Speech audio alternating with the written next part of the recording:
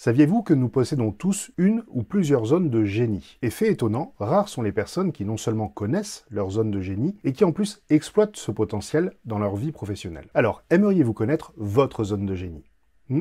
On en parle maintenant.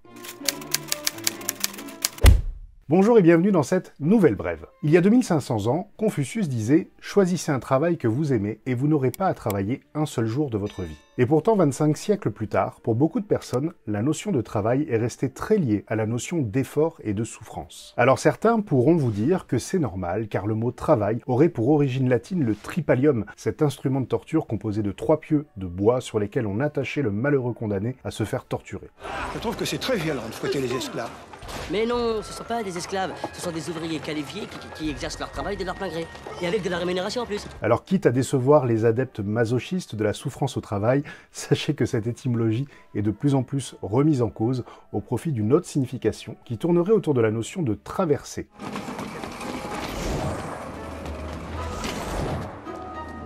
D'ailleurs avec une racine commune au mot travel, qui désigne, vous le savez, voyage, pour nos amis anglophones, qui donnerait aussi d'ailleurs un tout autre sens au travail de l'accouchement, qui là encore symboliserait plus une traversée au lieu d'une idée de torture. On devrait tous hurler ensemble.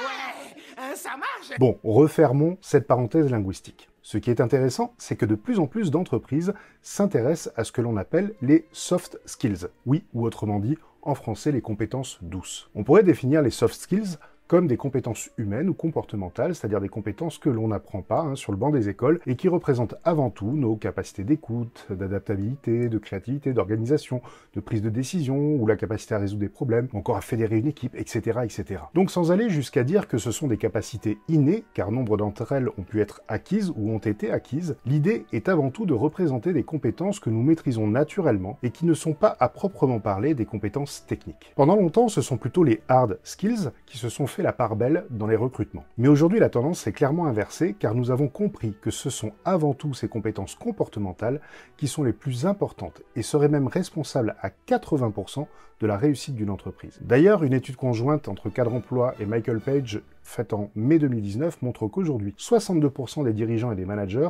s'estiment prêts à recruter principalement sur les soft skills, et c'est plutôt une bonne nouvelle. Parallèlement, ce qui est intéressant de constater, c'est que dans le monde de l'entrepreneuriat et des startups, la notion de soft skills n'est que très peu utilisée. Non, ils vont même beaucoup plus loin en parlant de zone de génie. Qu'est-ce que c'est alors que cette zone de génie?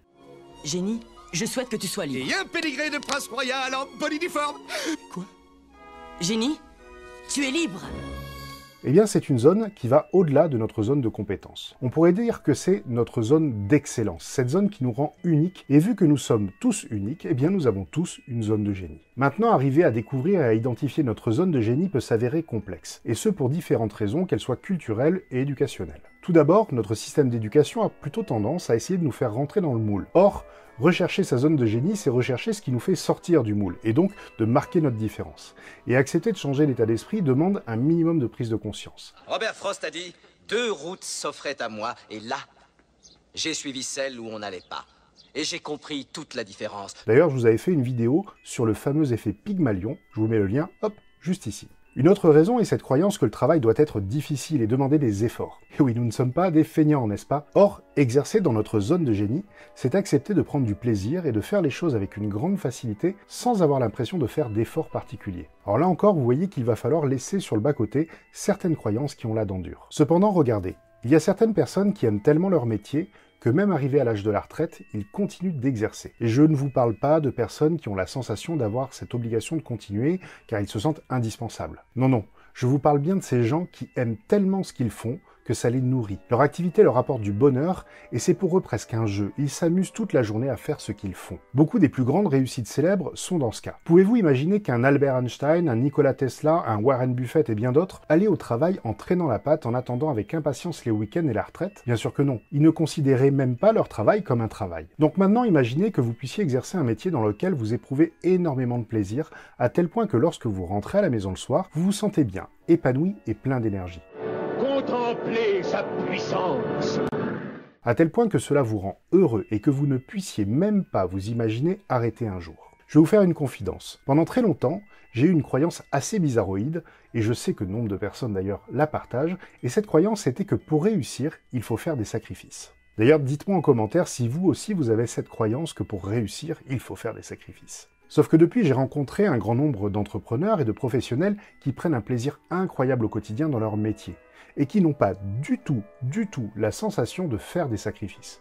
Et pourtant, ils ont des réussites incroyables. Grâce à toutes ces rencontres, j'ai réalisé que ma croyance était complètement fausse et elle s'est transformée progressivement, et je réalise au contraire que plus je me fais plaisir, plus je réussis. Écoute, je pensais que ça resterait un joli rêve. Voilà, je suis un peu surpris, c'est tout. Et la logique est évidente, car plus je me fais plaisir, plus je me trouve dans ma zone de génie. Je vous propose donc de vous aider maintenant à trouver votre zone de génie. Alors, maintenant sentez-vous à l'aise avec le fait qu'à l'issue des quelques questions que je vais vous poser, pour certains d'entre vous, votre zone vous apparaîtra comme une évidence, et peut-être que pour d'autres, cela vous demandera un peu plus de réflexion et de maturation. Vous devriez foncer. Élucider le mystère. En effet, cette zone est tellement évidente, tellement présente, tellement devant nos yeux, que nous ne la voyons que trop rarement. Donc prenez un papier et un stylo, et voici ces quelques questions qui peuvent vous aider. Pour les 3 premières d'ailleurs, je vous invite à aller les poser à 5 voire 10 amis, et à noter la récurrence qu'il peut y avoir dans les réponses qu'ils vous fourniront. Première question, pourquoi vient-on vous voir spontanément pour vous demander des conseils, que ce soit d'un point de vue personnel ou professionnel? Deuxième question, qu'est-ce que vos amis ou votre famille vous confieraient à vous plutôt qu'à quelqu'un d'autre? Et troisième question, quel type de service ou conseil vient-on vous demander régulièrement et qui vous paraissent tellement simples et naturels que vous n'oseriez absolument pas faire payer pour ça? Alors oui, ces 3 questions se ressemblent et c'est volontaire afin de pouvoir réfléchir sous différents axes. Je me rappellerai d'ailleurs toujours la discussion que j'avais eue avec un ami qui était dans cette réflexion. Et il m'a d'ailleurs donné 3 fois la même réponse à ces questions. Mais il aura fallu attendre la dernière pour qu'il saisisse réellement le poids de sa réponse. Car c'est cette dernière qui lui a fait réaliser que si les gens l'appelaient pour ça, c'est que pour eux c'était quelque chose de difficile, c'était un véritable problème, alors que pour lui, cela ne lui demandait aucun effort. Ces personnes étaient donc prêtes à payer très cher ses conseils, mais c'était trop simple et évident pour que cela lui apparaisse visible. Allez, je vais vous poser maintenant les 2 autres questions qui pourront vous aider à aller plus loin dans votre réflexion. Question suivante donc, quelles sont les activités qui vous font perdre toute notion du temps? Et oui, je répète, quelles sont les activités qui vous font perdre toute notion du temps? Et enfin, dernière question, si vous aviez 1 million d'euros qui tombent tous les mois sur votre compte, oui, tous les mois, sans avoir besoin de faire quoi que ce soit, que feriez-vous de vos journées? Et oui, que feriez-vous de vos journées si vous n'aviez pas besoin d'argent? C'est une bonne question, n'est-ce pas? Et une fois les envies de vacances passées, vous risquez de voir apparaître des choses qui vont vous surprendre, et c'est là peut-être que se situe votre zone de génie. Donc d'ailleurs, si vous voulez aller plus loin dans cette réflexion, je vous avais fait une méditation guidée pour vous aider à trouver votre voie professionnelle. Je vous mets le lien par là. Donc voilà les amis, partez à la quête de votre zone de génie. Et vous verrez que la manière dont vous vivrez votre vie professionnelle va changer du tout au tout. Je vous souhaite donc de vous épanouir pleinement et de passer de très agréables fêtes de fin d'année. Et je vous dis à bientôt pour une prochaine vidéo. Et n'oubliez pas, si vous voulez booster votre leadership, vous pouvez télécharger gratuitement mon e-book sur mon site internet. Le lien est dans le descriptif de la vidéo. Et pour vous abonner, vous cliquez à gauche. Et pour voir une autre vidéo, vous cliquez à droite. Allez, à bientôt.